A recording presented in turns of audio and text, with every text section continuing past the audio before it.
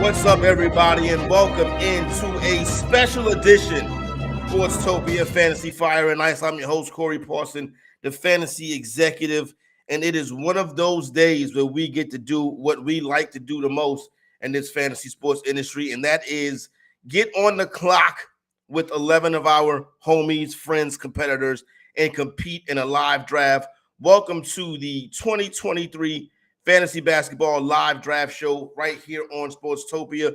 We are getting ready to participate in a 12-team, 9-category head-to-head fantasy basketball league. 13 rounds of intense on-the-clock action, and we got 12 of the best fantasy basketball players there are out there. Right, a quick rundown of the rules. 9 categories: field goal percentage, free throw percentage, three-point shots made, points scored, total rebounds, assists, steals, block shots, and the dreaded turnovers. Rosters consist of a point guard, a shooting guard, a guard position, small forward, power forward, a forward position, 2 centers, 2 utility spots, 3 bench spots. That will conduct our 13-round draft. Now, let me tell you some of the participants who will be joining us throughout the course of the program, and guys that are in this draft, and gals that are in this draft, excuse me.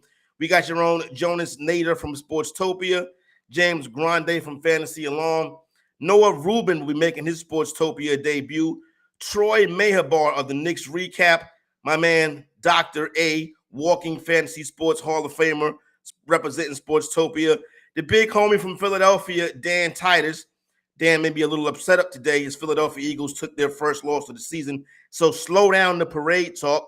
Renee Miller making her Sportstopia debut. Vaughn Dalzell, the homie from NBC Sports Edge. Steezy, you know him well right here at Sportstopia.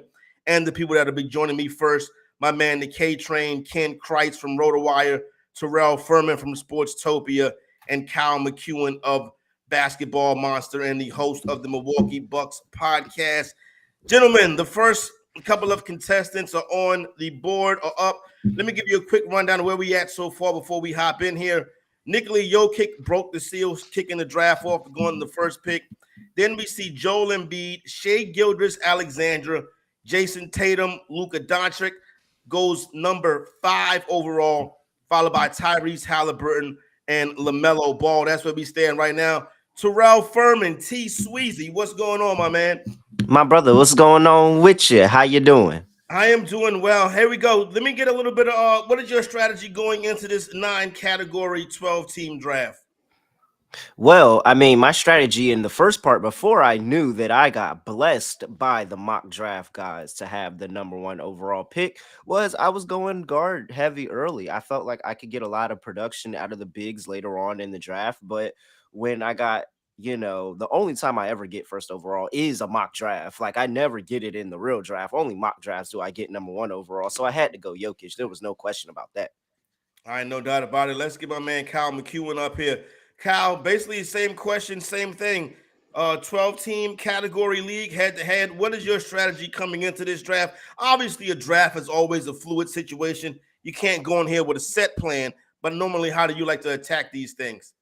In a head-to-head league, I like to focus on the 6 counting stats and not worry so much about my percentages when I'm looking at my draft. So when I'm plugging in things to Basketball Monster and look at it with the perspective of having both of my percentages punted, and then you can kind of see which players are going to have more of a focus of their value in those 6 positive counting stats. And I think in a head-to-head matchup from week to week, it's just better to have a robust number of counting stats available to help mitigate injuries and quirks in the schedule where some of your better players might be limited in games in a given week. So that's kind of my strategy there, and that's one reason. 7. All right, here we go. K-Train, let's hop in here right quick. Basically, want to get you on the same thoughts category to start the draft. What's going on with you, Ken? I'm well. Thank you, Corey. Hate being at the turn this year. I think that 12, 13, 14 range has all these players I don't want, like Kevin Durant, who's going to be in street clothes half the season, and other types. So I just went for guys I wanted. I do worry about percentages. I find that especially free throws seems to get overlooked, though you wouldn't know that from Or no, I did okay on that, but hated getting the turn. But I enjoy being here on the draft. Thank you for having me, Corey.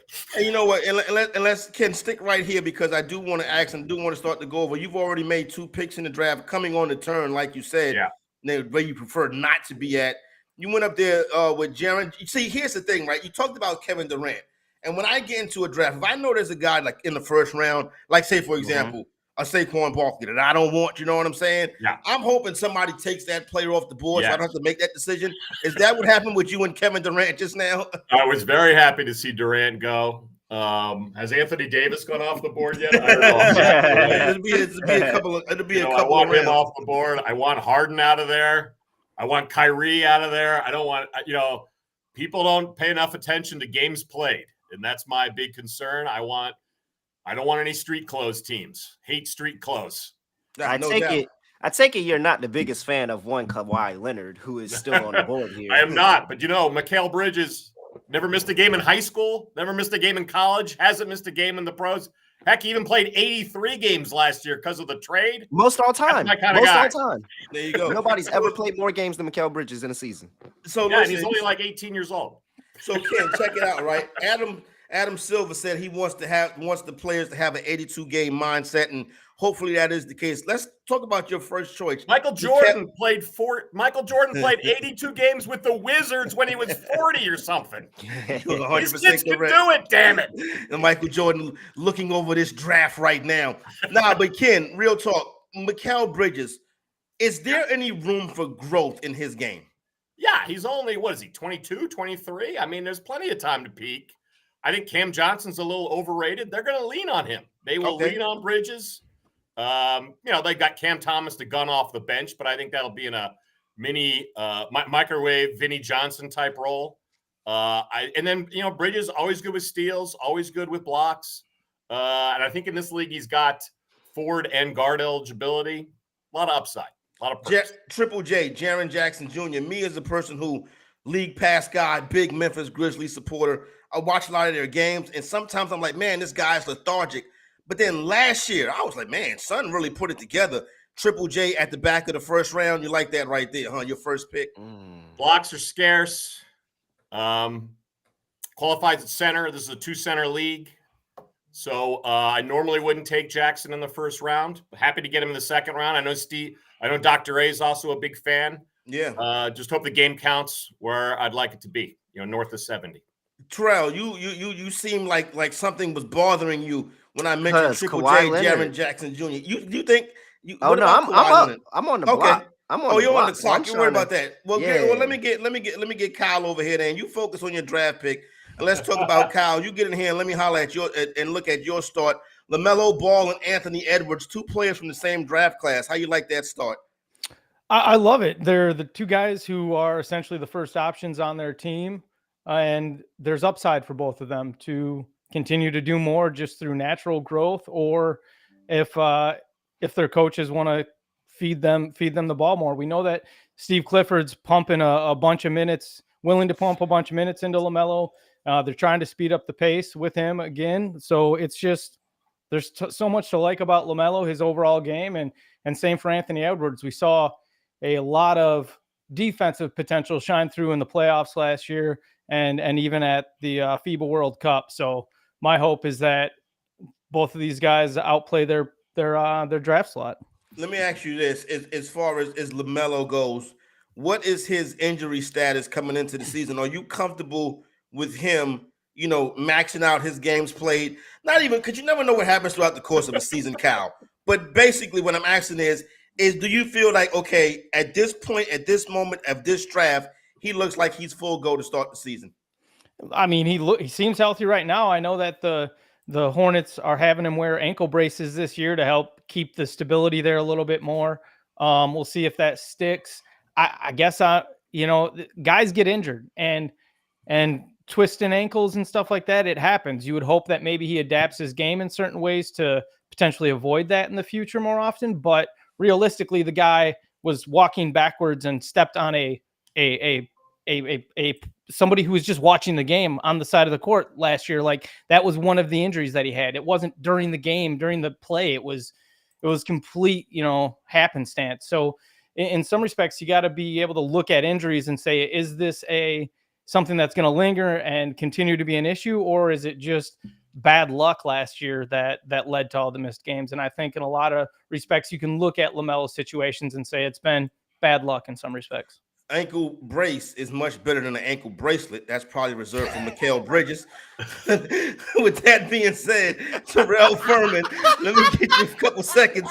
Nikola Jokic, Fred VanVleet, collide with it. Listen, I like Jokic, and I like the Jokic VanVleet start.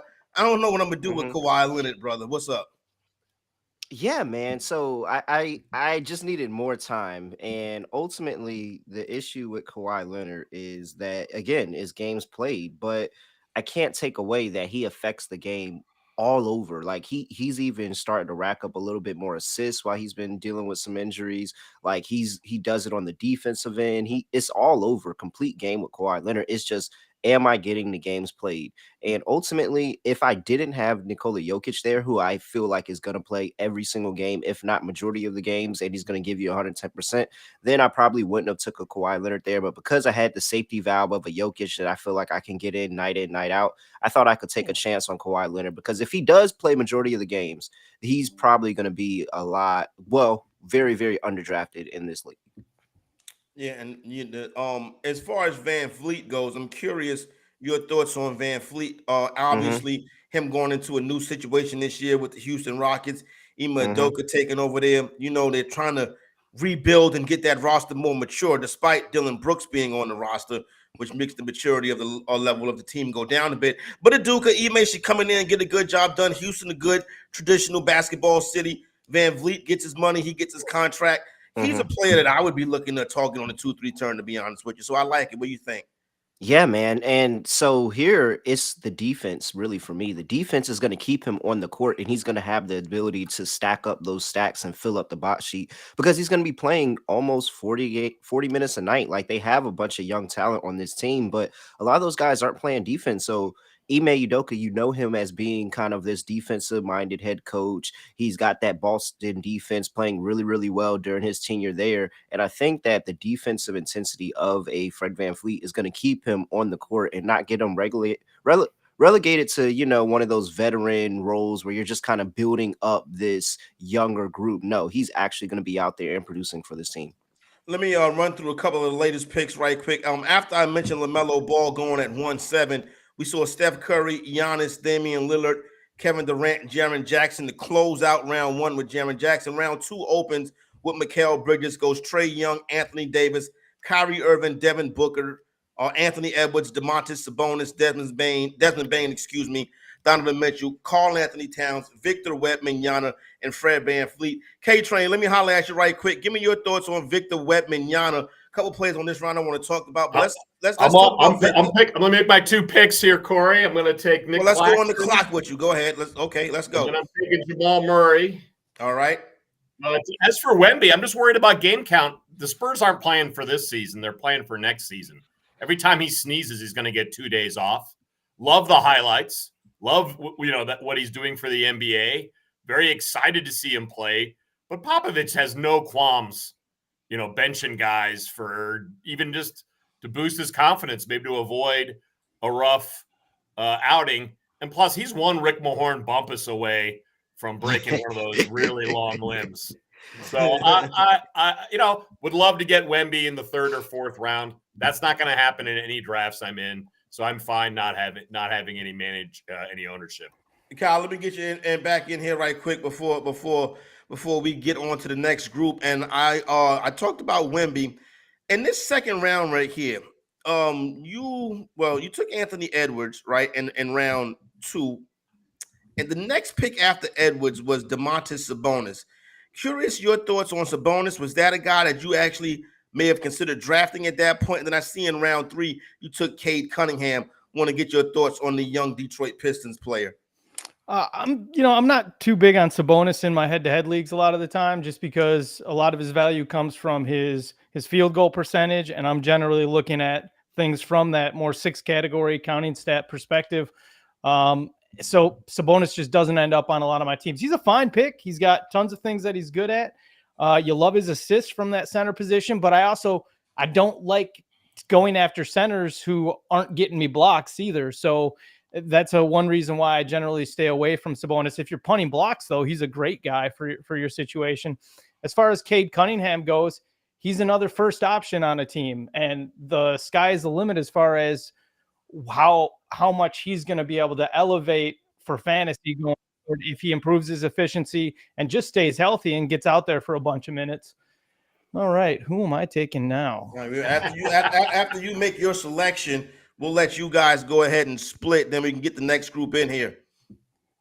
Oh, biscuits. Okay, here we go. Kyle is on the clock. You know what I'm saying? I feel like, remember the Dave Chappelle skit, the racial draft? You know what I'm saying? Tiger Woods. What? All right, screw it. Did I hear Kyle say biscuits? Was that his go-to profanity? Biscuits? All right, with that pick right there, Kyle McKeown goes with Paolo Banchero. That might be a little early. Yeah, small forward from the Orlando Magic. Big things. A lot of people think big things for the Orlando Magic this year. All right, we can get ready to roll up here and get the next group. While we do that, I want to talk about the latest picks. In round number 3, we saw Kawhi Leonard start the round off, followed by James Harden, Bam Adebayo, Pascal Siakam, Chet Holmgren, interesting name I want to touch on, Jimmy Butler, Cade Cunningham, DeJounte Murray, Evan Mobley, Lauri Markkanen, Darius Garland. Round 3 ends with Nicholas Claxton.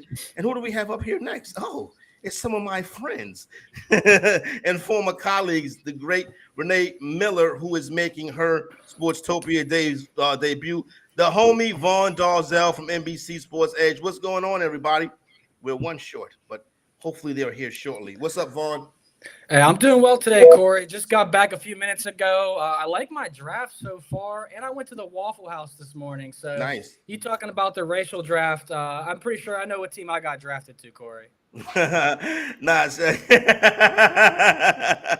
Hey, so Vaughn, let's run down Team V money. You start out with Steph Curry, come back with Devin Booker, then you got DeJounte Murray, and then the King LeBron James. So you got listen, you got two of the greatest basketball players in all time in Steph Curry and LeBron James.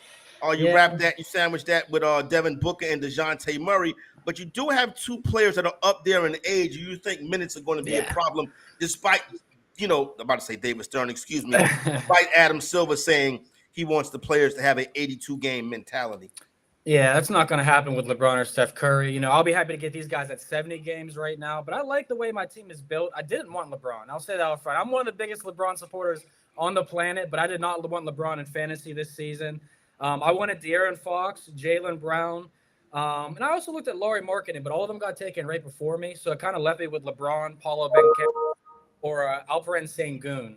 And why not Sengun? A lot of people like Sengun. Yeah, I do too. I think he's going to take a leap. I think he's going to be a double-double type of guy. He's going to get you 5 or 6 assists. He's a Domantas Sabonis Jr. in my book, Corey. So I do like Sengun and where he's going. But I'm a LeBron guy, so I took LeBron. I'll probably regret that one long term. Renee, do you think I'll regret taking LeBron over Sengun? It's hard to say that about LeBron, to be honest. But yeah, he's not a player that I want to draft either. He keeps surprising us, though. I mean, I don't want Sengun. Nah, so not yet. Renee, making your Sportstopia debut. Glad to have you with us. Let's take a look at your team in the early going. See how you started building this team so far.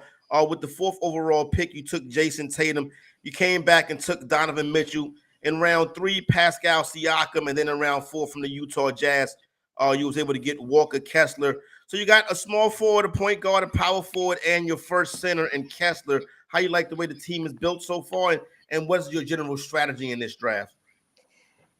I'm okay with it. I'm not thrilled. I had 3 guards lined up ahead of Mitchell, and they went 1, 2, and 3 ahead of me. So Mitchell is kind of a default selection, but I do like Cleveland a lot. I think this is a young team with a lot of potential.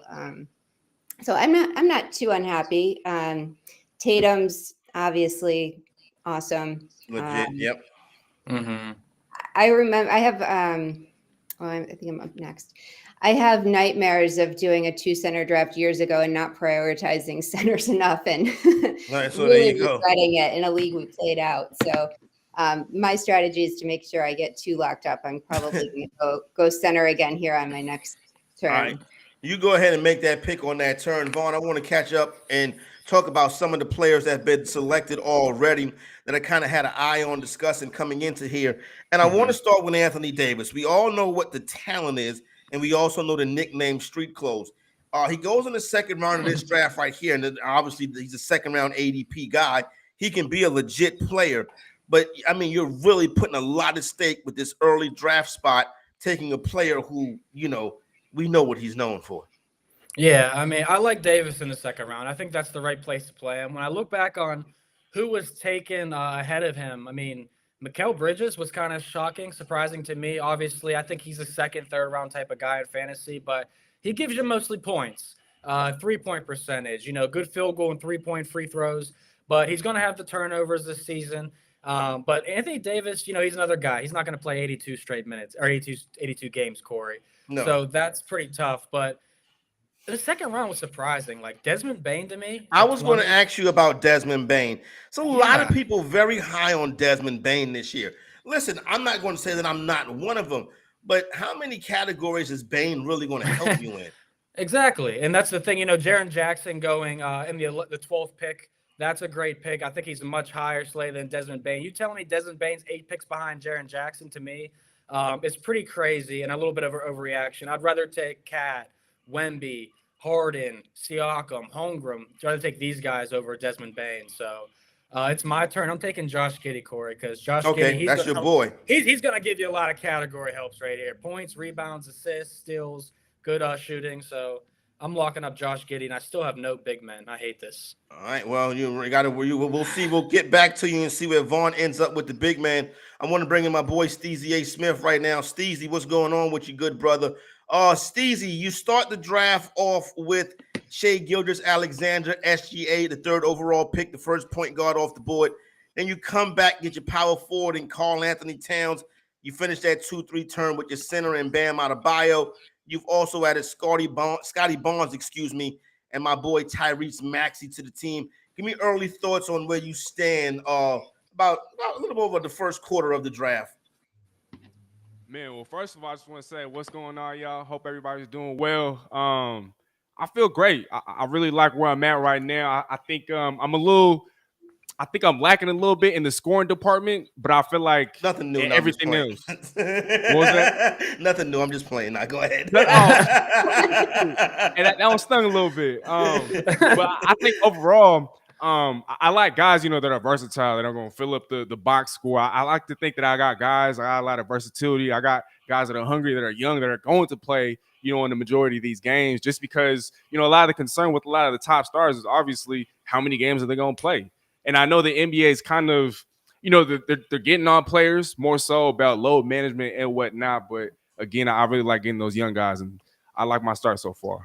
All right, we'll come back and check in. I want to talk to Renee right quick because, Renee, I kind of want to ask you, your thoughts on the age gap. Obviously, guys like Steph and LeBron and Damian Lillard and James Harden. And I guess we can throw Kyrie Irving in there too, but I'll be talking about him later. But some of these older legendary players that have been around, we've seen what they've done. Do you try to, say, okay, let me see if I can continue to latch on to some of these stars, or are you looking to get some younger players with some more minute upsides? I love the question. I think it's I try to have a balance personally, but I'm as ageist as it comes in sports. Any sport, I'm super ageist, and I have to try to kick that out of myself when I'm drafting, because I really think, and here I can say I'm a scientist. I keep up with this kind of stuff, and people are using different methods to stay healthy and extend the longevity of their careers now. And, they have all the resources to do it. And I think it's making an impact. I think a lot of players are playing better longer. So I'm trying really hard to be mindful of that and not draft a player just because of his age. Yeah, well, no, I definitely can get with that. Vaughn, let me ask you this, Vaughn. When it comes to some of the players that changed teams this year, Damian Lillard, Fred VanVleet comes to mind automatically. James Harden is probably going to be somewhere different this year. You know, you see who else has changed teams? Mainly those a couple of guys right there. What do you think of the play? Jrue Holiday, excuse me, as well. What do you think? Jordan Poole. What do you think of those players that are familiar faces in new places, as they say?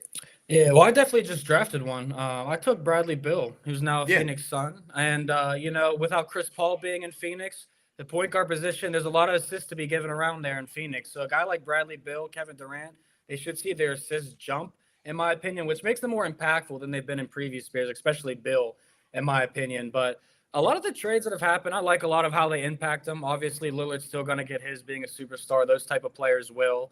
But there's no one in my book that makes me, want to draft them. Jordan Poole's a guy that I didn't want any part of him last year, but he's probably going to average 25 to 30 points per game in Washington.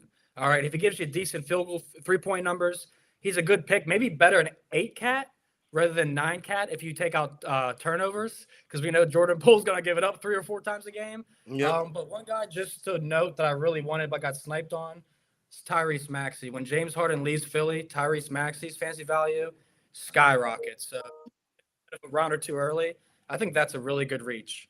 Yeah, I'm definitely a big Ty Maxey supporter. Steezy, hop in here right quick. Let me go through some quick picks, get y'all somewhat caught up. We started round 4 with Jamal Murray. We went Paul George, Jaylen Brown, De'Aaron Fox, King James, Paolo Banchero, Jalen Brunson, Alperen Sengun, Walker Kessler, Scotty Barnes, Jrue Holiday, DeMar DeRozan. Round 5 starts with Jordan Poole, Miles Turner, Tyrese Maxey, who we just mentioned.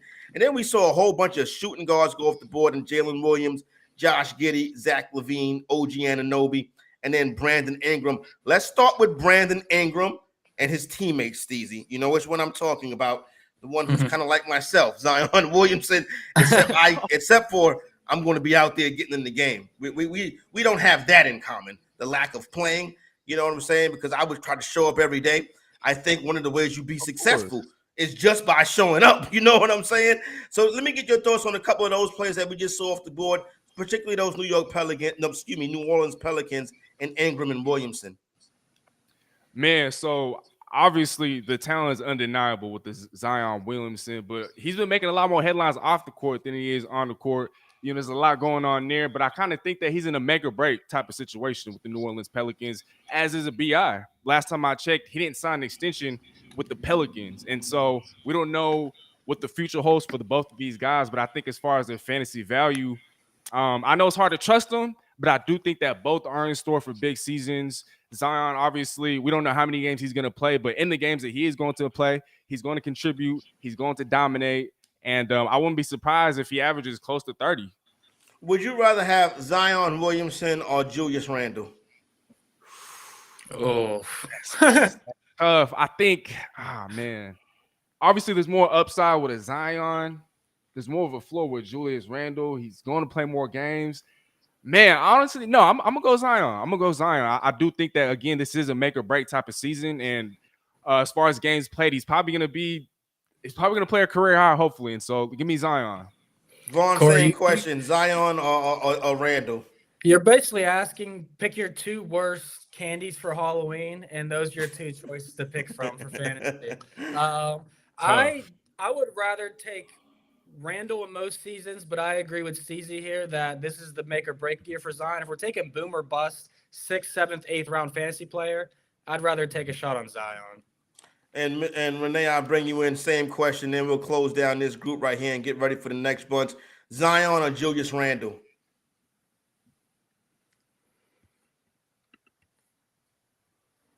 I'd take Zion too. All right, there you go right there. All right, let's roll up the next group. Let me give you some picks right quick. Round 6 started with Nikola Vucevic, then Julius Randle. Florida State's Devin Vassell, Jeremy Grant, Bradley Beal, Franz Wagner, Anthony Simons could have a new role, Cameron Johnson, Tyus Jones, who also changed locations, Jalen Green, Jabari Smith, Rudy Gobert, Tyler Hero starts round 7, and that's where we stand at right now. And I got 2 of my – look, I come back to this screen and I see 2 of the most beautiful faces in fantasy basketball, my man Dan Titus and the good Dr. A, Steve Alexander. Doc, I'll just go ahead and let you hop on here. So, Doc, let me break down your team right quick. Where's Dr. A? Luka, Desmond Bane, Chet Holmgren, Alperen Sengun, Jalen Williams, Cameron Johnson. Doc, clean me up on Alperen's name. And there's been a lot of slander about your boy Desmond Bane. That pick did not go over well with the last group. That's all right. I'm good. I tell you what, it's funny that people were ripping on Desmond Bane pick, because looking back on it at the time when I did it, I was like, man, Wemby ain't getting back to me. I should have taken Wemby at Desmond Bane right there. But I don't need Wemby on every single team I have either. So Desmond Bane's going to ball out, man. Like, no Ja Morant for 25 games. I don't understand all the hate. I think Bane's going to have a big year. So looking at my team, I got 2 centers. Luka fell to me at 5. I almost, if SGA was there, I was taking him. I almost took Halliburton. But, you know, when my guy falls to me at 5, I got to do it. So I got Luke and Bane and Jalen Williams, guards. I've got Sengun and Holmgren. I reached on Chet a little bit and got two centers early. Cam Johnson, I love. And right now, you're on the clock right now. Go ahead. Right now, I am taking. Oh, I think my guy just. Oh, yeah, I'm taking super sleepers. Comeback, right. Player of the year. Ooh, okay, that's interesting. What are we doing? What is the why we did Andrew? Why was Andrew Wiggins the pick, and who else was the option at that point? Well, he qualifies small forward and power forward. I was also looking at another big man who shall remain nameless until he's off. He's not getting back. He might. But I just think Wiggins had such a bad season last year with the personal leave and the injuries, and he blocks, he steals, he threes, and I think Golden State's going to be resting some guys a lot. I think Wiggins he's going to be a steal where I got him. All right, there you go, Doc. We'll get back to you in a second. Dan, so far, we've been talking about some of your players, too. You may have the NBA's all bad. You know, some of the most – you got some of the NBA people that gets talked about a lot, and Kevin Durant and Trae Young. Then you add Darius Garland, Paul George, Podcast P. We talked about Zion and Julius Randle. You got both of them on your team. I heard that conversation. I'm not feeling too hot about it. But, hey, man, at that point in the draft, I had to get rebounds. And my strategy going into most drafts is to get the guards, shore up the assists, because those definitely get scarce as you get on. And then also the points. And I can't lie, like every time you're in like that turn on the 11, 12, like value is going to fall to you. Like I don't actively want Paul George ever, but 3 position eligibility on Yahoo, I gotta scoop it. Zion Williamson, though, like as they were saying, Steezy and Vaughn were saying, it's make or break for him. So the way he looks like he's healthy. So I gotta trust it. And I think a good insurance plan was Julius Randle. Oh my God, literally both players that I wanted just went. Mark Williams and Jalen Duren. Yeah, I was talking about Mark. Oh man, I thought I was gonna be able to scoop them both, and now I got nothing. So now I got right quick, Dan. Let me hop in here while you're on the clock. What they're discussing. We told you about pick 7-1 being Tyler Hero. Then we go Markelle Fultz, Kyle Kuzma, Terry Rozier. We heard Dr. A take Andrew Wiggins. Then Tobias Harris goes off Philadelphia 76er rookie, Scoot Henderson, the Portland point guard, goes to Kyle. Then we see the Time Lord Robert Williams. Then Mark Williams goes. Then Jalen Duren of the Detroit Pistons. And then, Dan, you take Brook Lopez. I want to stay right here with Dan for a couple of things. I want you to ask you about the Brook Lopez pick, number 1. And number 2, as a guy who works for Yahoo and probably seen a million of these leagues, is there any tricks, any categories, any strategies that you should employ when you're drafting in a Yahoo fantasy basketball league? Yeah, there's 6 players that have 3 position eligibility. I think those are like the cheat codes, because especially in a load management era where people are just going to be randomly missing games, you definitely want to have people that you can plug into various spots. So Paul George, Bruce Brown. You don't have to give up if they're not off the board yet. You don't have to give their name. Yeah. Be a little bit deeper, but my thoughts on Brook Lopez. I wanted Duren and Mark Williams, and obviously I have nothing left. So Brook Lopez is the next one off the board. Like, I'm not mad at it. I just don't think he's going to have the top 20 season he had last year. But Obviously not a big rebounder, but he can give you the threes, the blocks, obviously. So I might go another. Yeah, I don't love these picks here. I think I'm gonna go Jakob here. All right. Well, hopefully John Morant, when John Morant gets back, be careful. He's doing on him very violently twice. Yeah, I have the most uninspiring team, I feel like, but I think that I have guys that'll play a lot of games outside of the risks, obviously. But yeah, I like what Pirtle can do. He's a passer. Definitely gets you some low end assists for his center spot. So I like pairing him with Brook Lopez there. Well, Noah just took Zach Collins, which was my another sleeper next center. That one of the only ones left that I wanted. So I've got two centers, but you need more than two centers in a 2-center league, obviously. So it's getting down to nitty gritty with centers right now, Corey. Yeah, no, I can see that. Well, you coming up. Since you're coming up in the next pick, let me get Dan right here, and then we'll get back to you. Dan, I want to ask you about these point guards in round 4. Jamal Murray, De'Aaron Fox, Jalen Brunson, and Jrue Holiday. I mean, I love all of those guys. I mean, 4th round is really where you're going to get might have to reach for like a Tyrese Maxey to put into that conversation too. But this is like the last point. So if you go big heavy, attack the guard spot in the 4th and 5th rounds, because that's when I feel like you're getting the best value that's left on the board. Won't have high end assists, but definitely get the bucket getters, especially Jordan Poole. He's a guy that could easily be in contention for averaging the most points this year. He could be looking at like 28, 29 points per game. He might even get to 30 because the Washington Wizards are garbage.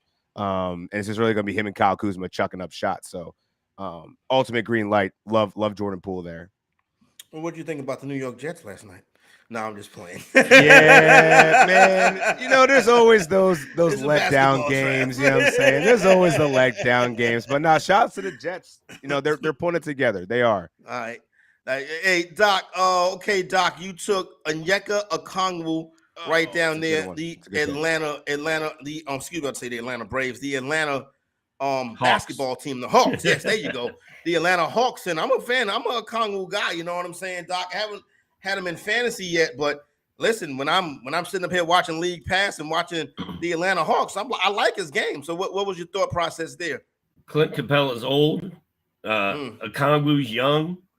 He should get more minutes this year. He's got the game. If we can get Clint Capella out of the way, Okongwu's got the game. And it's early, but man, this 2-center thing, it's sort of like a 2-quarterback football league. You get the value changes when you need 2 centers instead of 1, and middle of the road centers at the middle and end of your draft become much more valuable than they are in 1-center league. So it was all or nothing at that point. I needed a center, and I like Okongwu upside. Just go off of that real quick, Dr. A. I think you're spot on with Okongwu because Clint Capella's minutes have gone down each of the last 5 seasons. So like, they're already ushering in this timeshare, and I would take the younger, more versatile player of that timeshare. So I think it's a matter of time. We'll see Clint Capella probably traded at some point this season because him and DeAndre Hunter's contracts are ugly, and they got to come off of one of those two, if not both.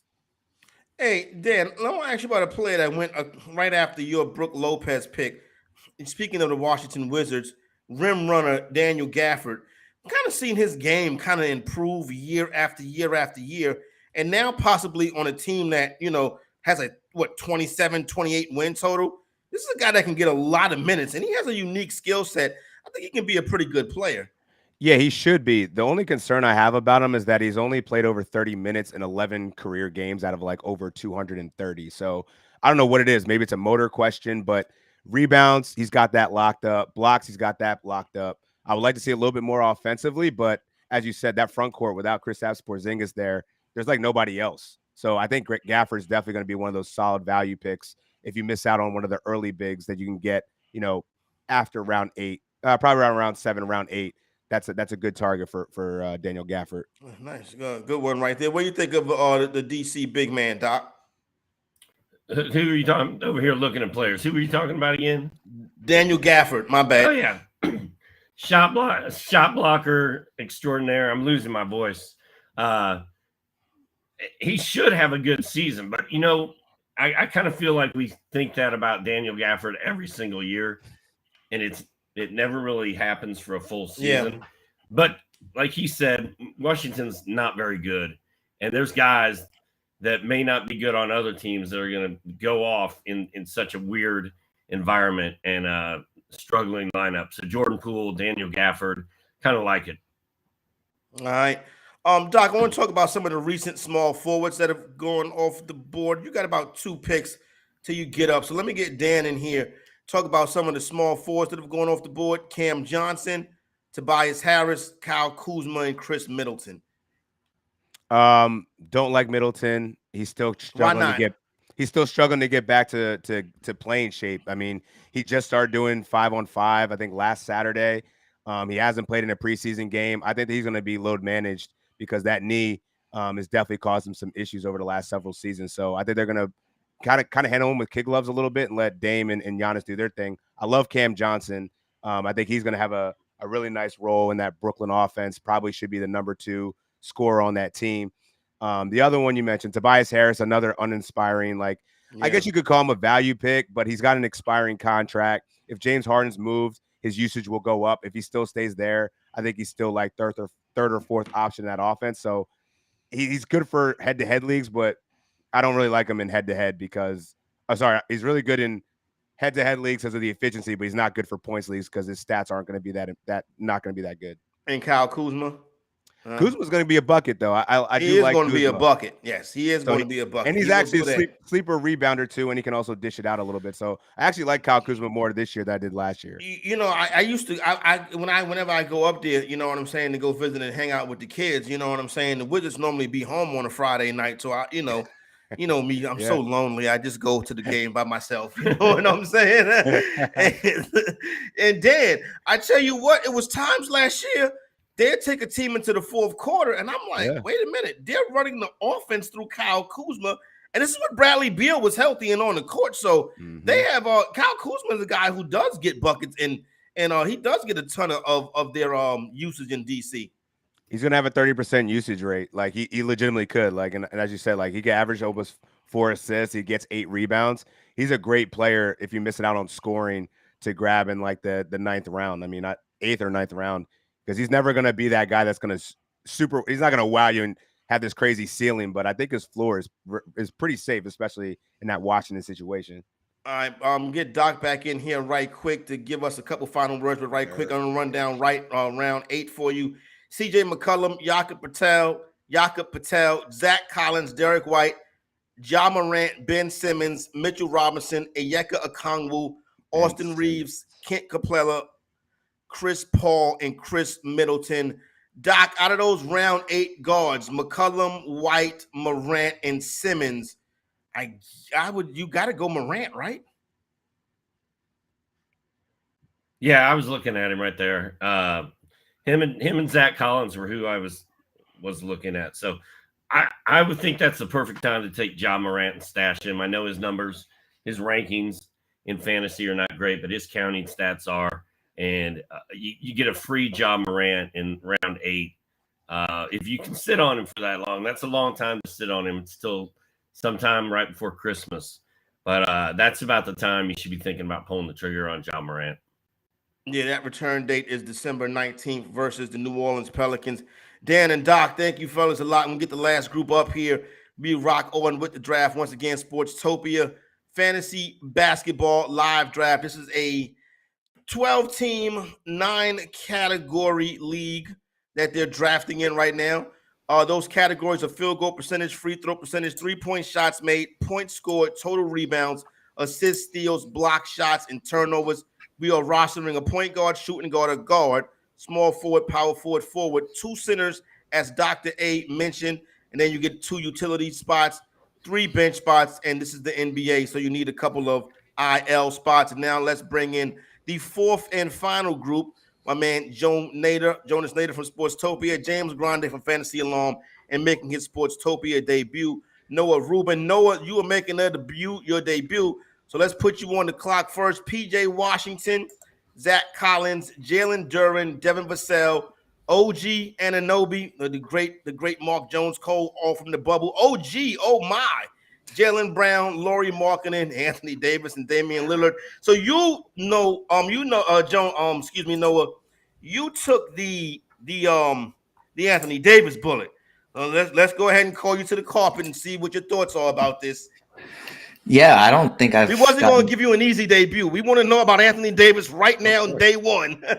Of course, I'm not an Anthony Davis guy. I'm not getting him in many drafts, but kind of going earlier in the second rounds where I'm comfortable taking him. I had to pivot a little bit because I wanted to get Trae Young, but then Dan took him from me. I like pairing Trae with Damian Lillard or LaMelo. But Anthony Davis is just kind of best player available for me. The games played isn't going to be ideal. I'd imagine best case scenario is 65 games, and that would be kind of being hopeful.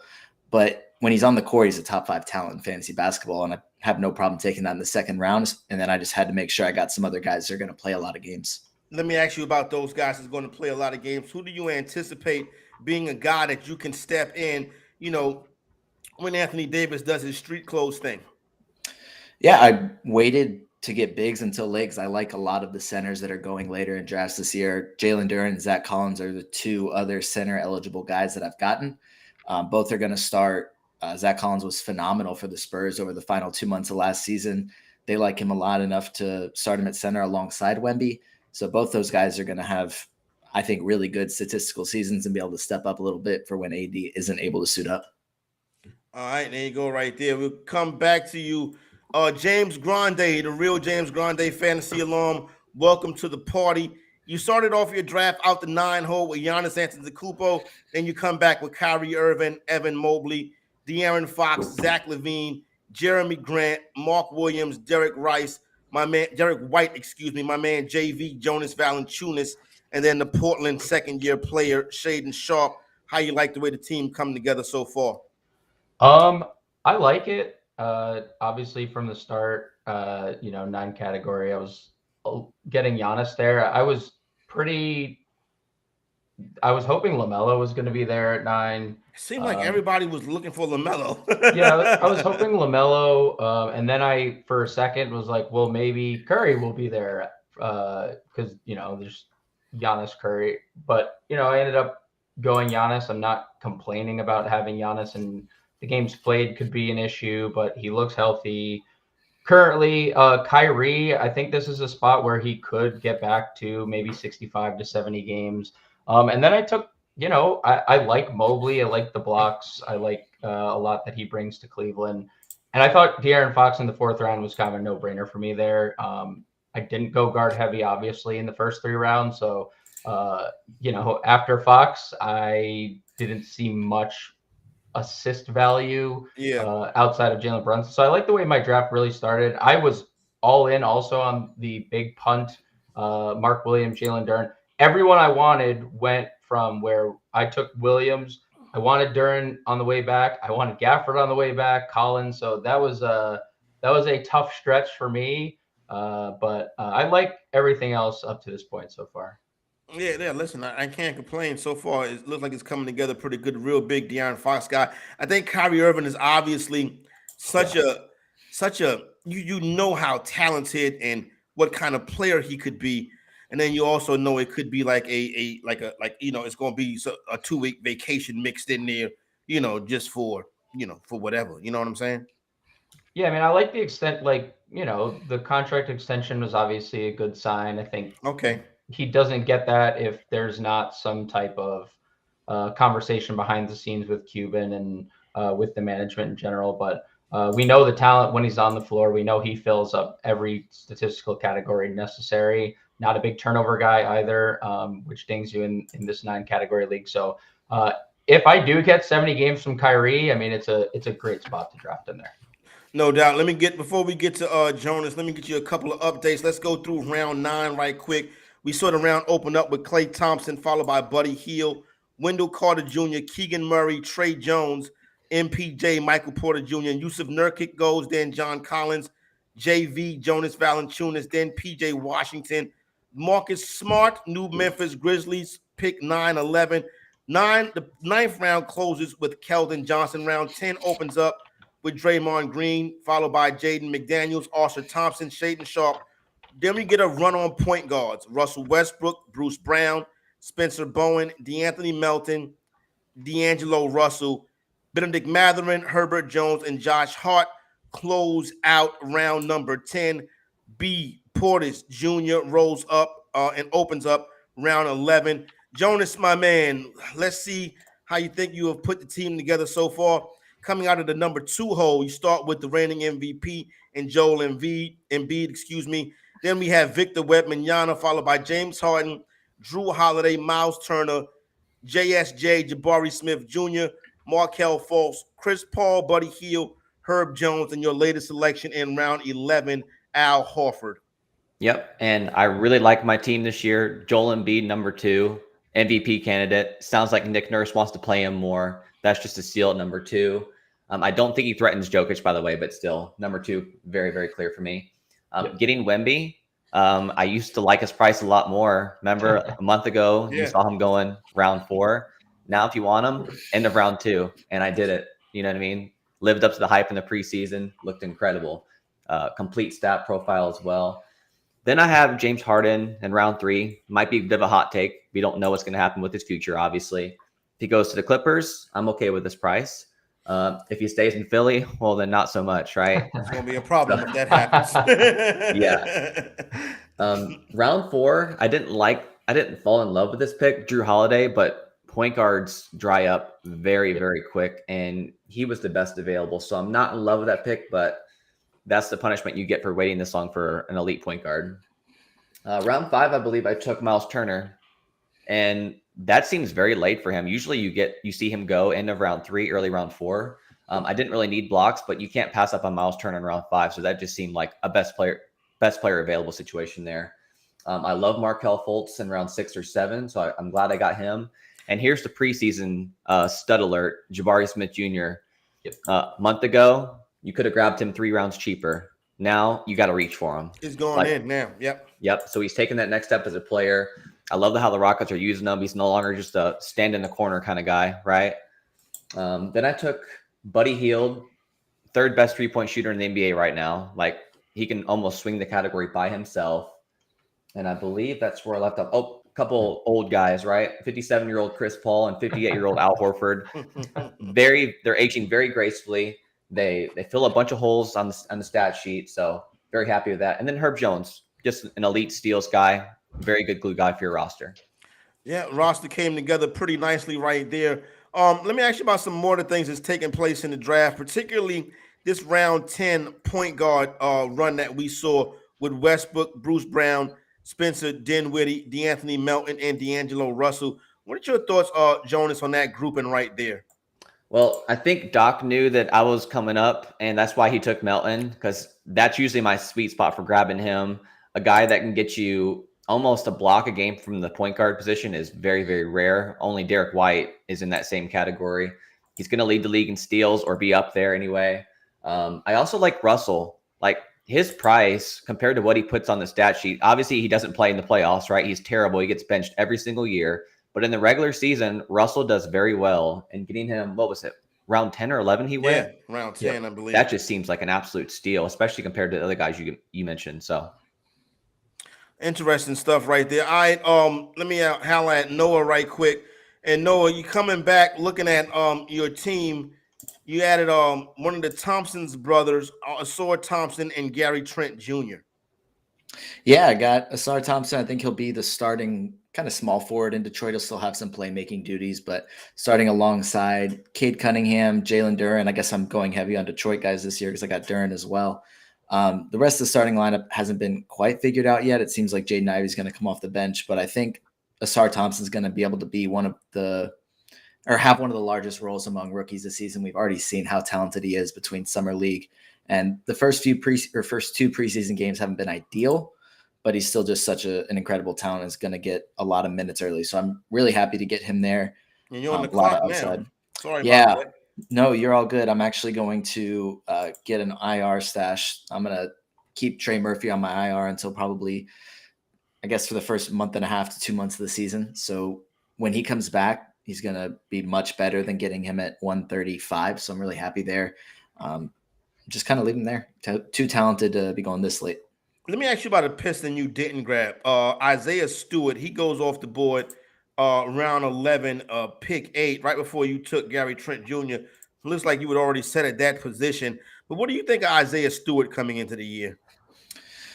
I don't love him for fantasy. I think it seems like he's going to start at power forward alongside Jalen Duren. I don't know why Detroit keeps trying to forcing these two big lineups. Doesn't seem to really work in the modern NBA, but he has shown the ability to stretch the floor a little bit, which is great, but I don't think he's going to give you a ton of rebounds with Jalen Duren there. Cade Cunningham's a good rebounder. Asar Thompson's a good rebounder. And then he's not one for defensive stats. So he's not going to really fit with teams I like to draft. I think he's going to be more valuable for Detroit than he is in fantasy basketball. All right, good looking out. Let me get the Rio Grande back in here. After that Shaedon Sharpe pick, you took Denny Ajava, and then you took Jaden Ivey. I think two very interesting players right there. Let me start by asking you about Denny. He's healthy and ready to go into the year, correct? Yep. I believe we have some practice. We're back at practice, so he should be good. Okay. As of the last report. So the back was obviously a flare up, but we should be healthy, and we all know Washington's going to be.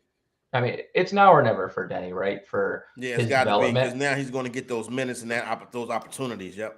Yeah, and I mean they drafted Coulibaly, who's getting a lot of love from his teammates, and it's really now or never. But Denny is a guy who provides a lot when he's on the floor in terms of rebounds. He's good in the steals department. He's decent shot blocker. My free throw percentage is going to suck on this team. So that wasn't something that I was overly worried about. The round before you mentioned Sharpe, I wanted Asar Thompson, but Noah took him. So shout out to the snipe there. And we just talked about the Pistons a lot. I like if Ivy comes off the bench, I like him staggered from Cade. Like, I think we'll see a lot of Ivy on the ball with that second unit. So if he does eventually come off the bench, which seems to be the case, I saw that Pistons are looking to run a 10-man rotation. And there's been reports on who's in the rotation and who's not. But,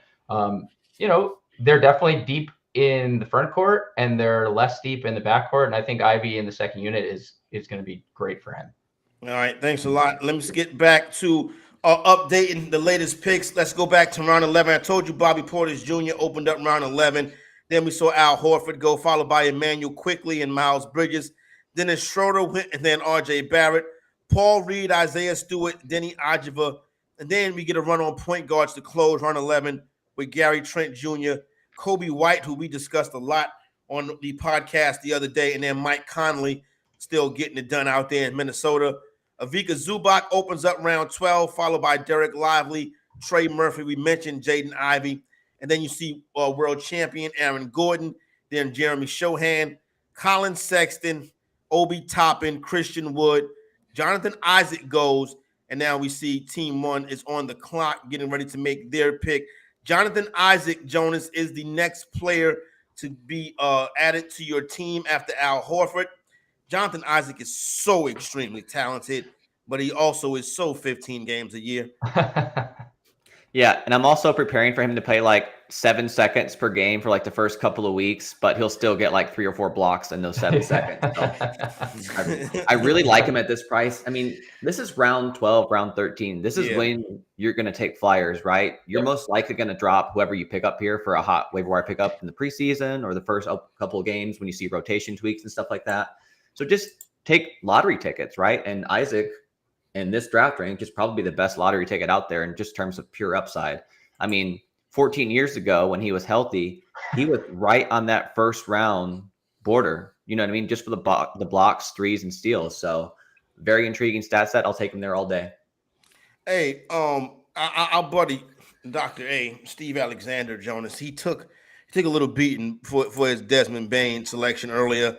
Yeah, to be honest with you, it really was the talk of the first part of the draft. You know what I'm saying? Everybody in the draft room whispering Desmond Bane. But we're a family right here, Sportstopia Fantasy Fire and Ice. What do you think of the Desmond Bane pick? Now, how high did he go? I didn't see how high he went. I just saw the controversy. That's what you call it. How high did he go? Do you remember? Desmond Bane was the 20. He went with the 8th pick, of round number 2. He was the shooting guard to go off to the board right behind Devin Booker and Anthony Edwards. I don't hate that. I mean, I look at round 2 and round 3 is basically the same, right? Those players in round 2 and round 3, there's very little separation there. You know Bane's going to play a ton. You know he's going to have a ton of usage early on. He doesn't have any weaknesses across the board. I don't mind it at all. All right. Well, you're on the clock. You got to make that pick right there.